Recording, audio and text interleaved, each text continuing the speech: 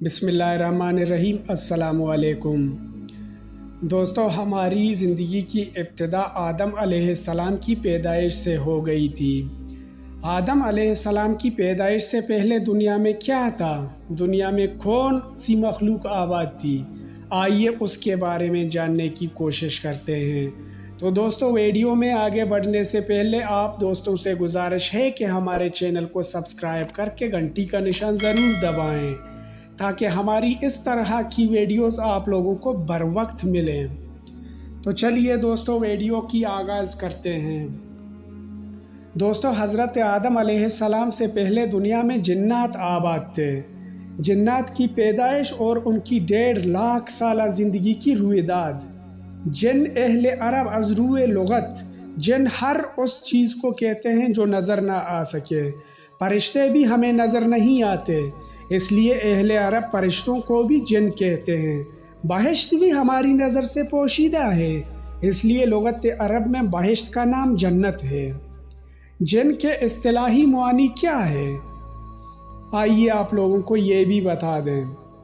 جن اصطلاح کے اعتبار سے اللہ تعالیٰ کی اس مخلوق کا نام ہے جس کو قدرت نے آگ کے شعلوں سے پیدا کیا ہے، اور وہ اپنے مادہ کی لطافت کے اعتبار سے ایسی قوت و اختیار رکھتے ہیں کہ وہ حسب منشا ہر صورت میں متشکل ہو سکتے ہیں۔ جنات کی پیدائش آگ سے ہوئی۔ حضرت عبدالواحد مفتی نے عجائب القصص میں جنات کے متعلق لکھا ہے۔ جنات کی پیدائش کا واقعہ یہ ہے کہ اللہ تعالیٰ نے اپنی قدرت سے ایک آگ پیدا فرمائی تھی۔ اس آگ میں نور بھی تھا اور ظلمت بھی۔ نور سے فرشتے پیدا کیے اور دھویں سے دیو یعنی شیاطین اور آگ سے جنات کو پیدا فرمایا۔ چونکہ فرشتے نور سے پیدا ہوئے تھے، لہٰذا وہ بالطبع طاعت الہی میں مصروف ہو گئے۔ شیاطین چونکہ ظلمت سے پیدا ہوئے تھے، اس لیے وہ اضطراری طور پر کفر و ناشکری، تمرد اور سرکشی میں پڑ گئے۔ جنات کے مادہ میں چونکہ نور اور ظلمت دونوں چیزیں تھیں، اس لیے ان میں سے بعض ایمان کے نور سے مشرف ہوئے اور بعض حکم الہی سے کفر و گمراہی میں مبتلا ہو گئے۔ تاریخ القدس والخلیل میں قاضی عبدالمجید حنبلی نے آیات متذکرہ کی تفسیر میں حضرت وہب بن منبع کی روایت نقل کی ہے۔ اس کی ترجمہ یہ ہے: اللہ تعالیٰ نے نار سموم کو پیدا کیا، اور یہ وہ آگ تھی جس میں دھواں نہ تھا۔ اس آگ سے اللہ تعالیٰ نے جن کو پیدا کیا۔ اللہ تعالیٰ کے قول، یہاں ایک آیات ہے، اس کا معنی یہ ہے: اللہ تعالیٰ نے اس جان سے ایک عظیم مخلوق پیدا فرمائی۔ اللہ تعالیٰ نے اس جان کا نام مارج رکھا اور اس کے لیے ایک بیوی مرجع نام کی پیدا کی۔ اس جوڑے سے جنات کی نسل بڑھی اور ان کے بہت سے قبیلے پیدا ہو گئے۔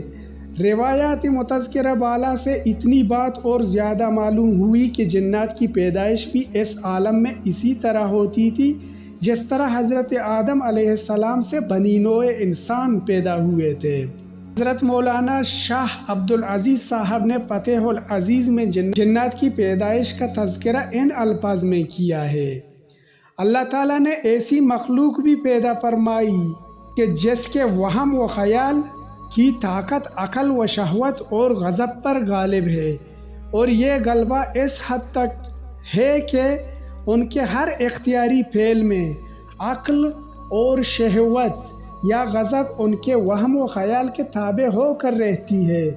اور اس مخلوق کا جسم آگ اور ہوا سے مرکب ہے۔ مادہ کی لطافت کے اعتبار سے اس مخلوق کے جسم انسان کی روح ہوائی کے مشابہ ہیں۔ جنات کے جسم اور انسان کی روح ہوائی میں یہ فرق ہے کہ انسان کی روح ہوائی تو عناصر اربعہ کا خلاصہ ہوتی ہے، اور جنات کے جسم آگ اور ہوا کے مرکب ہوتے ہیں۔ آدم علیہ السلام سے پہلے زمین پر جنات ہی آباد تھے۔ حضرت آدم علیہ السلام کی پیدائش سے تقریباً 1.25 لاکھ برس پہلے اللہ تعالیٰ نے جنات کو پیدا کر کے زمین پر آباد کیا تھا۔ دنیا میں جنوں کی نسل کی بود و باش کے لیے جگہ نہ رہی، تو حق تعالیٰ نے کچھ جنات کو ہوا میں رہنے کے لیے جگہ عطا فرمائی اور کچھ جنات پہلے آسمان پر رہنے لگے۔ وہب بن منبع کی طویل روایت کا ایک حصہ یہ ہے، جنات کی افزائش نسل کا یہ عالم تھا کہ ایک حمل سے ایک لڑکا ایک لڑکی پیدا ہوتی تھی۔ جب ان لوگوں کی تعداد 70,000 ہو گئی اور بیاہ و شادی کا سلسلہ جاری رہا تو پھر ان کی اولاد کی کوئی حد و حساب نہ رہا۔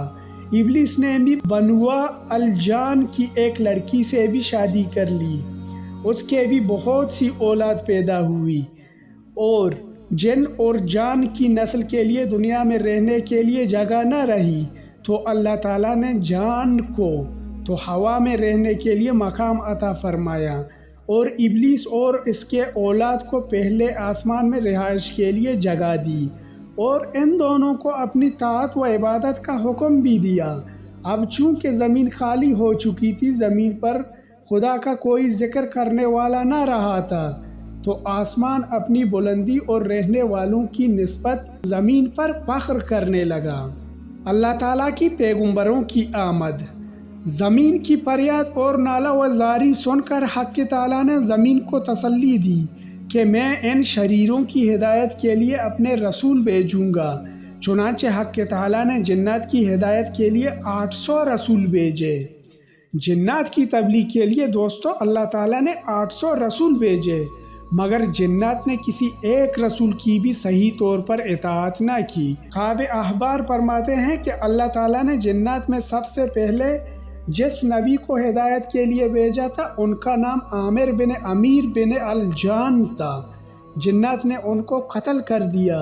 ان کے بعد صائق بن مائق بن مارد بن الجان کو مبعوث فرمایا، وہ بھی جنات کے ہاتھوں شہید ہو گئے۔ جنات میں 800 نبی مبعوث اور سب شہید ہوئے۔ روایات متذکرہ بالا میں حضرت کعب احبار فرماتے ہیں، جنوں کی سرکشی اور بدکرداری کو دیکھتے ہوئے حق تعالیٰ نے 800 نبی 800 سال میں بھیجے۔ ہر سال ایک نبی آتا رہا اور جنات اس کو قتل کرتے رہے۔ عجائب القصص میں ہے، جنات میں انبیاء کی بعثت اور جنات کی کفر و سرکشی کا حال اس طرح لکھا ہے۔ جس وقت زمین پر جنات کی آبادی بڑھ گئی، حق تعالیٰ نے ان کو اپنی عبادت کا حکم دیا۔ جنات حکم الہی میں کمر بستہ رہے۔ جس وقت جنات کو دنیا میں آباد ہوئے 36,000 سال گزر گئے تو کفر اختیار کر کے مورد عذاب الہی بنے۔ حق تعالیٰ نے تمام متکبروں کو ہلاک کر دیا اور باقی ماندہ نیک بخت افراد میں سے ایک شخص کو حاکم بنا کر نئی شریعت عنایت فرمائی۔ دوسرا دور یعنی مزید 36,000 سال پورے ہونے کے بعد پھر گمراہی اور نافرمانی اختیار کی۔ اس بار عذاب الہی نے ان کو ٹھکانے لگا دیا، اور جو لوگ بچ رہے ان میں سے پھر ایک شخص کو اللہ تعالیٰ نے ان سب کا حاکم بنایا، اور دوسرا دور ختم ہوتے ہی پھر فتنہ و فساد کا دور شروع ہو گیا۔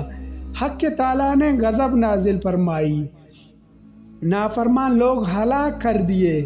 باقی ماندہ نیک لوگوں میں سے پھر حق تعالیٰ نے ان کی اصلاح کے لیے ایک شخص کو مقرر کیا۔ جب تک یہ شخص زندہ رہا جنات کو دعوت و تبلیغ کرتا رہا۔ اس شخص کی وفات کے بعد جب جنات میں کوئی شخص نیک باقی نہ رہا، زمین پر شریر جنات کے سوا کسی نیک جن کا وجود باقی نہ رہا، تو حق تعالیٰ نے فرشتوں کی فوج بھیج کر اشرار جنات کا قتل عام کر دیا۔ بے شمار جنات ہلاک ہو گئے، جو بچ گئے وہ پہاڑوں اور غاروں میں جا کر چھپ گئے۔ یہ ہے جنات کی 1,44,000 سال کی تاریخ اور ان کی سیاہ کاریاں۔ اور یہ بھی دوستوں کو بتاتا چلوں کہ جنات میں جو پیغمبر آئے وہ بھی جنات ہی تھے۔ جنات پر خدا کا قہر و غضب، حلم اور تحمل کی بھی حد ہوتی ہے۔ جب 800 سال کی طویل جدوجہد کے بعد جنات بدکاری سے باز نہ آئے تو حق تعالیٰ نے آسمان اول پر رہنے والے جنات کو زمین پر رہنے والے جنات کے قتل عام کے لیے بھیجا۔ اس فوج کا سپہ سالار ابلیس تھا۔ اس وقت ابلیس کا نام عزازیل تھا۔ इब्लीस ने ज़मीन पर आते ही जिन्नात को ठिकाने लगा दिया। हज़रत काब अखबार फरमाते हैं, गरज जिन्नात ने जब रसूलों के अहकाम की खिलाफ वर्जी की तो अल्लाह ताला ने आसमान पर रहने वाले जिन्नात को हुक्म दिया कि तुम ज़मीन पर जाकर जिन्नात को कत्ल कर दो, और इब्लीस को इस लश्कर का अमीर मुकर्रर किया। इब्लीस की फौज ने ज़मीन पर आते ही कत्लेआम शुरू कर दिया। जिन्नात भाग पड़े, एक मकाम पर पनाहगुज़ीन हुए तो वहाँ आग आकर उनको जलाती थी। ज़मीन पर इब्लीस और उसकी फौज आबाद हो गई। इब्लीस ने इस मर्तबा इस कदर इबादत की कि शायद वायद किसी ने इस तरह इबादत की हो। तो दोस्तों, ये थी हमारी आज की वीडियो। आज की वीडियो कैसी लगी हमारे प्यारे दोस्तों को? अगर वीडियो अच्छी लगी है तो प्लीज़ हमारे चैनल को सब्सक्राइब करें, ताकि इस तरह की मज़ीद इन्फॉर्मेटिव वीडियोस आप लोगों को बर वक्त मिलें। अब आप दोस्तों से इजाज़त चाहते हैं। अपना और अपने गिरदो नवाह के लोगों का ख्याल रखिएगा। इजाज़त दीजिए, मिलते हैं एक ऐसी इंटरेस्टिंग वीडियो के साथ। तब तक के लिए अल्लाह हाफिज़, अल्लाह निगहबान।